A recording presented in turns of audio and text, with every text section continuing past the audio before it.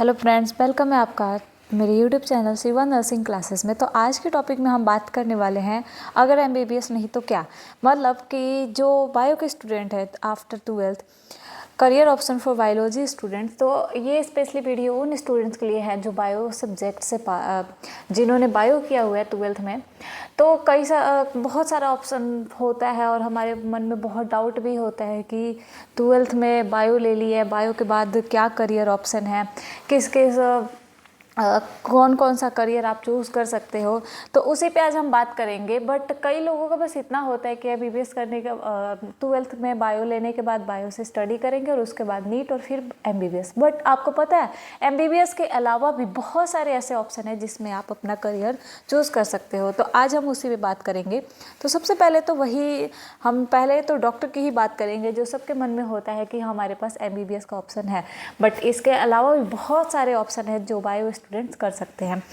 तो सबसे डॉक्टर की किस में कौन सा ऐसा कोर्स है जिसमें हमारा नाम के आगे डॉक्टर लग सकता है एमबीबीएस के अलावा, तो वो भी देखते हैं। तो सबसे पहले तो आपका एमबीबीएस ही है, bachelor of medicine and bachelor of surgery, जो आप इस करियर को भी चूज़ कर सकते हो आफ्टर 12th। ये तो सबके दिमाग में होता है कि एमबीबीएस करना है। बट उसके अलावा अदर कोर्स भी ऐसे हैं जिनको बहुत ज़्यादा प्रायोरिटी दी जाती है, बहुत ज़्यादा डिमांडिंग कोर्सेज हैं जिसमें आपकी सैलरी भी अच्छी होती है और आगे आपका करियर भी बहुत अच्छा होता है। BDS bachelor of dental surgery, उसके बाद बात करें इसके बीएससी BSAH, ये क्या है, bachelor of veterinary science and animal husbandry, जो आपके जानवर के डॉक्टर होते हैं। कई बार जानवर को कुछ हो जाता है, जो लोग अपने घरों में पालते हैं, तो वो क्या इंसानों के डॉक्टर के पास ले जाते हैं? नहीं, उन्हें जानवर को देखने के लिए जानवर के डॉक्टर अलग से होते हैं। तो उन डॉक्टर को हम वेटरनरी साइंस के थ्रू वो डॉक्टर बनते हैं। BHMS bachelor of homeopathic medicine and surgery and bachelor of Ayurveda medicine and surgery, इन सभी कोर्सों को करके आपके नाम के आगे डॉक्टर लग सकता है। तो एमबीबीएस के अलावा आपके पास ये भी ऐसे करियर ऑप्शन है जिन्हें आप आफ्टर 12th बायो करने के बाद चूज़ कर सकते हो, उस लाइन में भी आप जा सकते हो। नेक्स्ट हम देखते हैं पैरामेडिकल कोर्स। अब अगर एमबीबीएस नहीं किया तो क्या इसके बाद हमारे पास कोई ऑप्शन नहीं है? ऑप्शन ही ऑप्शन है। बट पैरामेडिकल कोर्स में आपके सारे जितने भी बीएससी कोर्सेज है वो आ जाते हैं और इनका भी काफ़ी अच्छा सैलरी है आगे। अगर आप एमएससी कर लेते हो, पीएचडी कर लेते हो, तो बहुत अच्छी सैलरी मिलती है। अब अगर आपका इंडिया में करने का मूड नहीं है तो आप बाहर की भी प्लानिंग कर सकते हो, बाहर बहुत पैसा है इन सभी लाइनों में। तो क्या है हमारा पैरामेडिकल कोर्स में? BSc operation theatre technology, BSc radiotherapy में भी आप देख सकते हो, dialysis therapy, critical care technology, anaesthesia technology, medical lab technology, ophthalmic technology, audiology and speech therapy और बीपीटी बैचलर ऑफ फिजियोथेरेपी।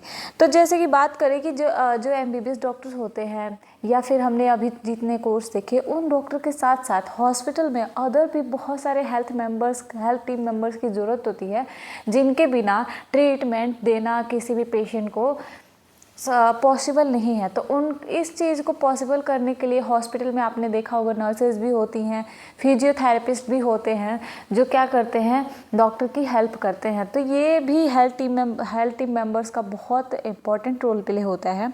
तो इसके अलावा आप ऑपरेशन थिएटर में भी जाओगे तो उसमें अलग स्पेशल काम करने वाले होते हैं। एनेस्थीसिया कितना देना है, उसके कितने डोज होते हैं, कब किस पेशेंट को देना है, उनकी क्या सिचुएशन है, किस अकॉर्डिंग। तो ये सारी चीज़ें जो हैं एनेस्थीसिया वाले एनेस्थीसिया जिन्होंने बीएससी एनेस्थीसिया टेक्नोलॉजी की होती है वो देखते हैं। ऑडियोलॉजी और स्पीच थेरेपी, जैसे बहुत लोगों को बोलने में सुनने में प्रॉब्लम होती है तो उन्हें भी थेरेपिस्ट की ज़रूरत होती है, तो वो जो देते हैं उन्हें हम BSc audiology and speech therapy बोलते हैं। BSc critical care technology, dialysis therapy, dialysis में किडनी, जब आप डायलिसिस के लिए जाओगे तो उसमें भी अलग से टीम मेंबर्स होती हैं। तो ये हमारा एमबीबीएस और डॉक्टर के कोर्स के बाद एक ऑप्शन हमारा पैरामेडिकल का भी है और पैरामेडिकल में आपके पास इतने सारे ऑप्शन हैं। नेक्स्ट हम देखते हैं बैचलर ऑफ साइंस। अगर आप लोगों का मेडिकल लाइन में जाने का मूड नहीं है तो इसके अलावा भी ऑप्शन है आपके पास, जैसे आप बीएससी जूलॉजी से कर सकते हो, बॉटनी से कर सकते हो, BSc life science, microbiology, informatics, agriculture में भी आप अपना करियर प्लान कर सकते हो home science and forestry wild life. तो ये भी ऑप्शन है आपका जिसमें आप करियर अपना चूज़ कर सकते हो। नेक्स्ट है हमारा फार्मेसी। अब फार्मेसी भी बहुत अच्छा ऑप्शन है, करियर ऑप्शन है, जिसमें आप आगे फ्यूचर प्लानिंग कर सकते हो अपनी सैलरी का भी, या फिर बहुत स्कोप भी हैं अच्छे अच्छे। तो फार्मेसी में हमारा बी फार्मा आता है जिसमें बैचलर ऑफ फार्मेसी है, B pharm pharmaceutical chemistry and D pharma diploma in pharmacy. Diploma आपका 2 इयर्स का होता है और वही हम बी फार्मा की बात करें तो वो 4 ईयर का कोर्स है। नेक्स्ट है हमारे इंजीनियरिंग। तो बहुत से लोगों का होता है कि क्या बायो लेने के बाद हम इंजीनियरिंग लाइन में नहीं जा सकते, आईटी आईआईटी का नाम। तो ये चीज़ें आप भी अगर आप बायो करने के बाद आपका इंजीनियरिंग में जाने का मूड है तो आप उसमें बीटेक बायोटेक्नोलॉजी कर सकते हो, जिसमें आप अपना इंजीनियरिंग का सपना पूरा कर सकते हो। साइकोलॉजिस्ट, बीएससी साइकोलॉजी और न्यूट्रिनिस्ट, जैसे कई लोग न्यूट्रिशन का डाइट प्लानिंग, डाइट क्या देना है, कैसे देना है, वेट के अकॉर्डिंग, बॉडी मास के अकॉर्डिंग, तो ये जो प्लानिंग करते हैं हमारा वो न्यूट्रिशन वाले भी होते हैं, तो उसमें भी वो बीएससी न्यूट्रिनिस्ट बनते हैं।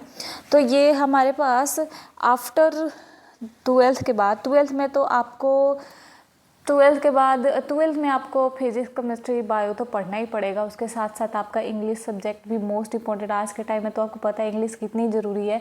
ऐसा नहीं है कि हमें हिंदी नहीं आनी चाहिए, हिंदी तो आनी चाहिए, बट उससे ज़्यादा अगर आपको इंग्लिश आता है तो बहुत अच्छी बात है, क्योंकि मेडिकल लाइन में जितनी भी आपने देखी होगी मेडिसिन के नाम हैं या फिर बुक्स हैं, आपको इंग्लिश में ही पढ़ना पड़ता है। तो आप अपनी 12th से इंग्लिश को इम्प्रूव करें, और आपके पास इतने सारे ऑप्शन है जहाँ पर आप अपना करियर बना सकते हो।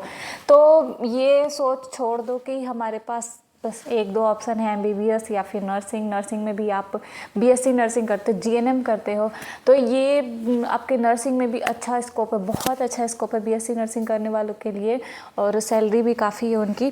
तो आपके पास इतने सारे ऑप्शन है, अब आपके ऊपर है कि आप कौन सा ऑप्शन चूज़ करते हो। और कमेंट में जो भी लोग वीडियो देख रहे होंगे, एक बार आप लोग कमेंट में ज़रूर बताना कि आप लोगों ने क्या चूज़ किया है। मैं तो बीएससी में हूँ, बीएससी नर्सिंग कर रही हूँ और मुझे अपना कोर्स काफ़ी पसंद है। तो आप लोग भी अपना कमेंट में ज़रूर कमेंट बॉक्स में डालना कि आप लोग को क्या करना है। Thank you.